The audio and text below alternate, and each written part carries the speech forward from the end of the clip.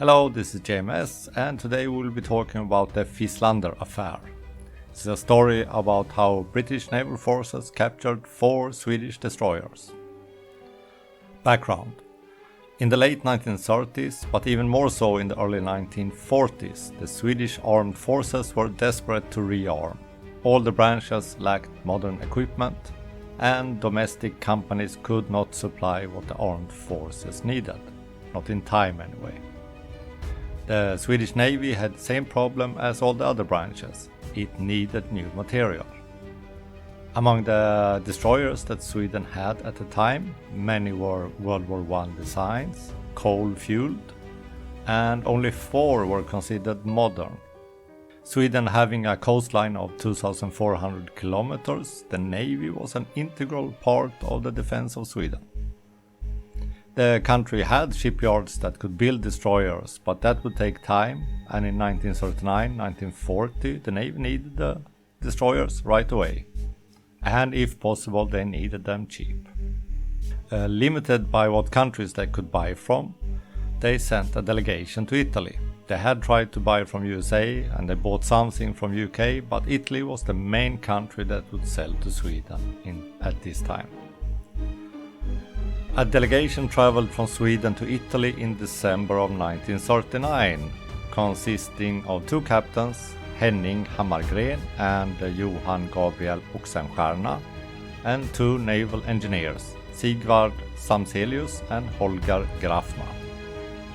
They negotiated with the Italians, and by the 21st of January 1940, and after some hesitation, they bought 4 destroyers.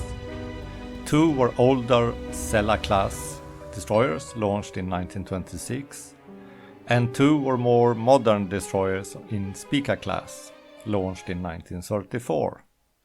The Sella destroyers cost 8.1 million kronor, and the Spica-class cost 7.6 million Swedish kronor per ship.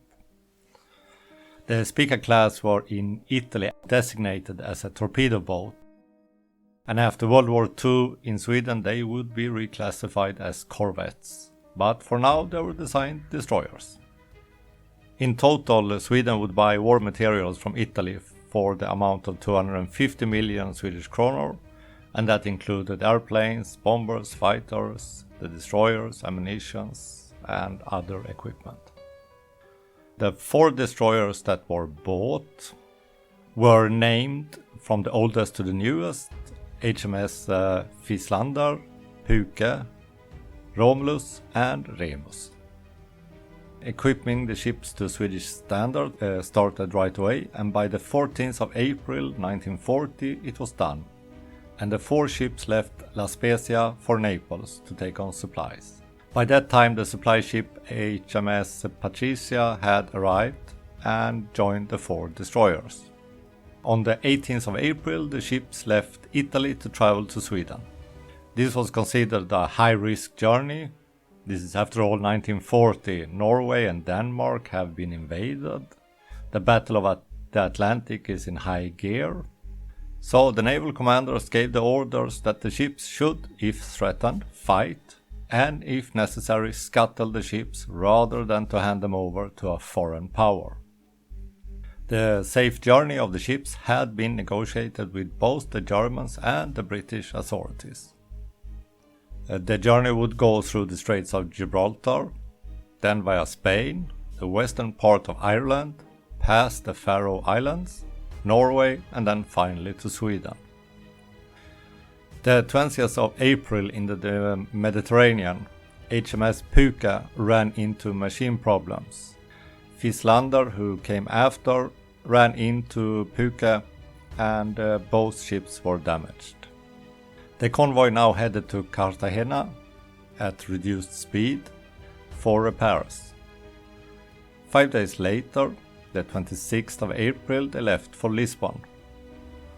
There they would wait for 1 month to see what would happen in the war, and they were also joined by the tanker Castor. They set out again on the 26th of May with the destroyers and Patricia together, whereas the tanker with a slower speed would travel alone. A very odd decision especially during wartime. And they had to pay for that, because the 30th of May, French Navy stopped the tanker and ordered it to Casablanca. They held it only there for 2 days before it were allowed to continue. On the 2nd of June, destroyers and Patricia reached Ireland.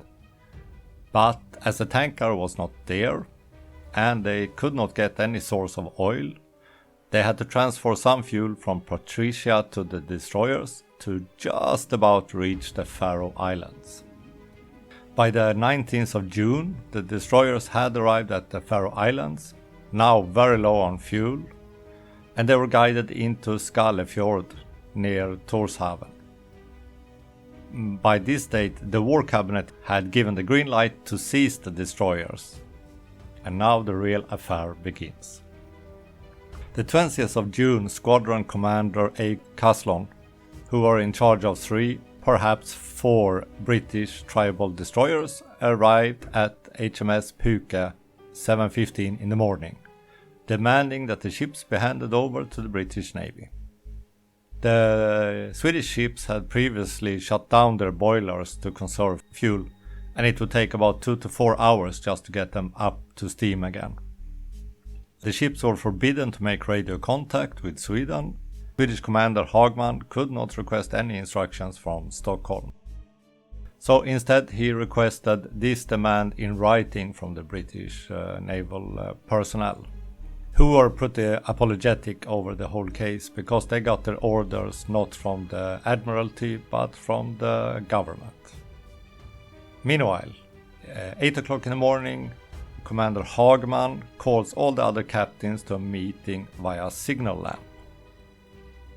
While he's waiting for the British to come with the order in writing, he discusses with other ship captains what can be done.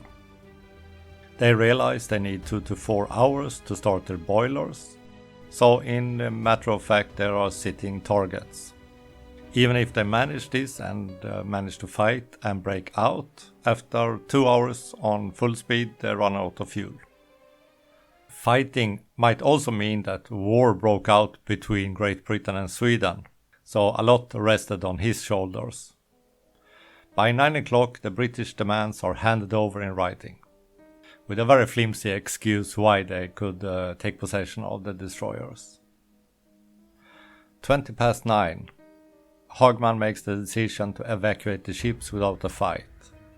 The reasons are they cannot win, they cannot flee, and the ship Patricia would be in the firing line if they opened fire. That the ships would still be Swedish property according to the British demands weighed into the final decision. The crew should originally have been transferred and transported to England, but the British naval staff agreed that they could be transferred to Patricia and the tanker Castor, who also had arrived at this time. By 11 o'clock they start transferring the crew. Some Swedish sailors did minor sabotage to the ships, disabling the guns, destroying the radio transmitters.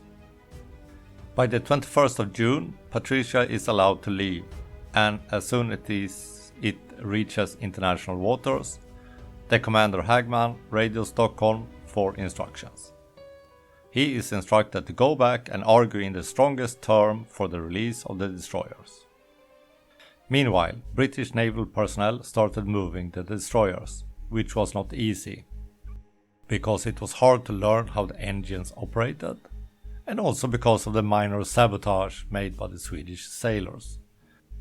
As Hagman and the 2 ships, Patricia and Castor, are heading back, diplomatic discussion starts between Stockholm and London. They will continue until the 24th of June, when the British have realized that the destroyers are small and not very effective. The British War Cabinet agrees to return them. The destroyers are handed back with several damages to them, totaling a cost of 800,000 kronor, which the British later pay. Oil have been spilled, 1 boiler is ruined, inventory missing, and so on. By the 5th of July, the destroyers and the tanker plus Patricia leaves heading towards Norway. On the 8th of July, British planes, by mistake, attacks Castor and drops 4 bombs, all which misses. By the 9th of July, the ships arrive in German-occupied territories, and there they wait for OK to proceed to Sweden. The 10th of July, they arrive in Gothenburg. There greeted by the Admiral Fabian Tam, who greets the crews but with a cold undertone. They had surrendered their ships without a fight. Churchill after the war said that Hagman had handled the affair very good. In Sweden he was strongly criticized for giving up without a fight.